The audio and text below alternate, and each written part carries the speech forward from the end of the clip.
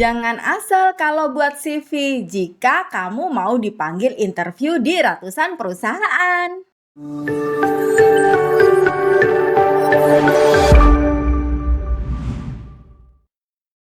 Kembali lagi bersama aku Dewi Herawati di channel 22 Tutorial.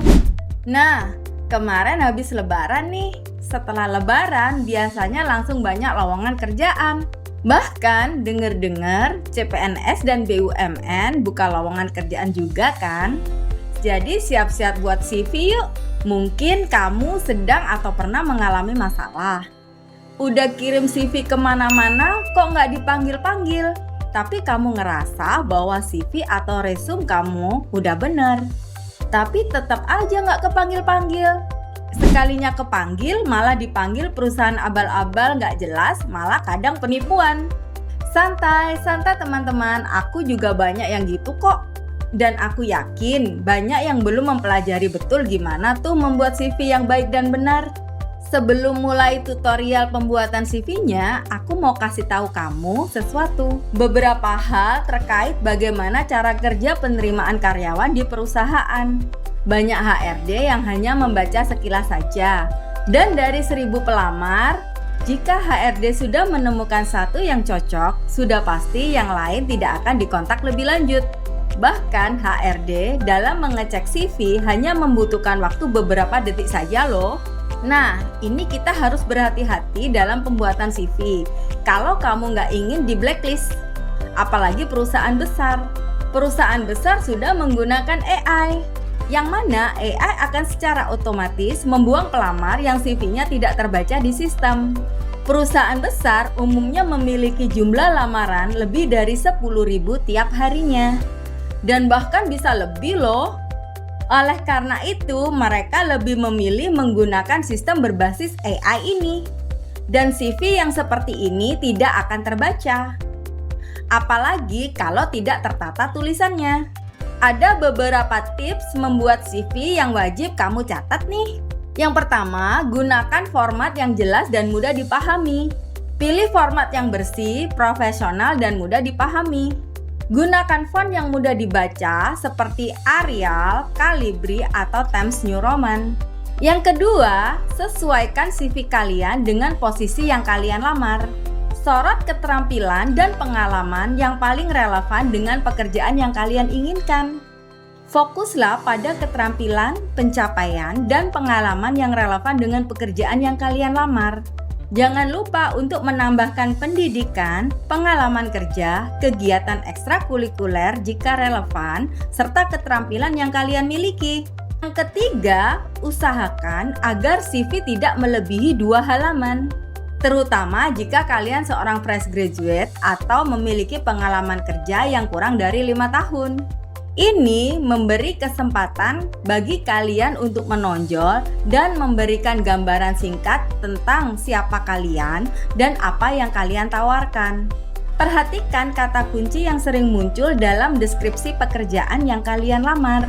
Ini membantu CV kalian muncul ketika di-scan oleh sistem ATS. Yang keempat, hindari menggunakan bahasa yang ambigu atau tidak jelas. Gunakan bahasa positif dan kuat yang menunjukkan pencapaian kalian. Pastikan CV kalian bebas dari kesalahan tata bahasa, ejaan, atau tanda baca. CV yang diisi dengan kesalahan akan memberi kesan buruk. Yang terakhir, periksa CV kalian beberapa kali sebelum mengirimkannya. Perhatikan kesalahan kecil yang mungkin terlewat. Ada 2 resume ya, yang kali ini kita buat ada CV kreatif dan CV ATS. CV kreatif atau CV standar dibuatkan untuk melamar ke perusahaan yang lebih personal dan cocok banget dibawa ke walk-in interview. Pastikan ornamen tidak terlalu banyak dan informasi yang terkandung di CV cukup. Berikut ini contoh isi dan pemilihannya. Kita pilih dulu template CV kreatif atau standar. Lalu perhatikan informasi apa saja yang terkandung dalam CV yang aku buat.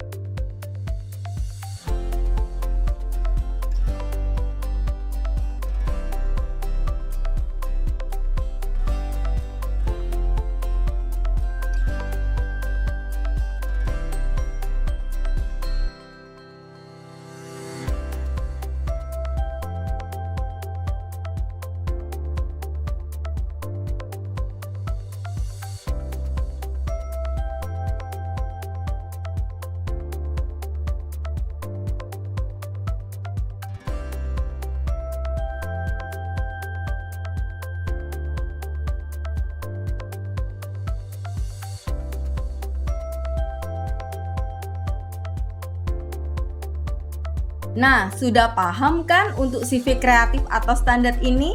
Pastikan isinya tidak berlebihan dan sesuai dengan apa yang aku tunjukkan barusan ya.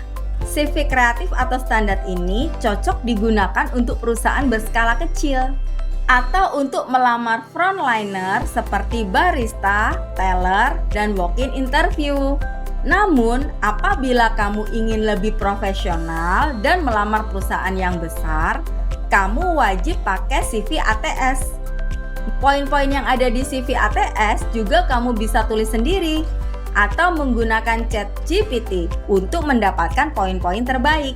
Berikut contohnya untuk membuat CV ATS dan membuat poin-poin yang wajib diisi di CV ini.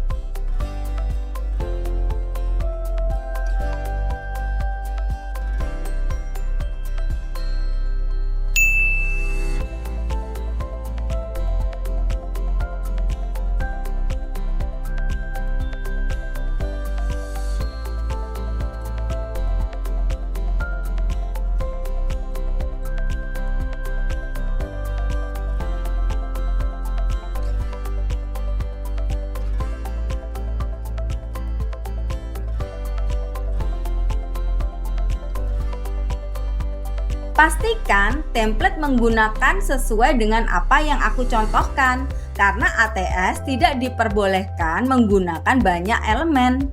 Jadi itulah tutorial lengkap tentang cara membuat resume yang profesional dengan Canva. Pakai Canva, proses membuat resume yang profesional menjadi lebih mudah dan menyenangkan kan?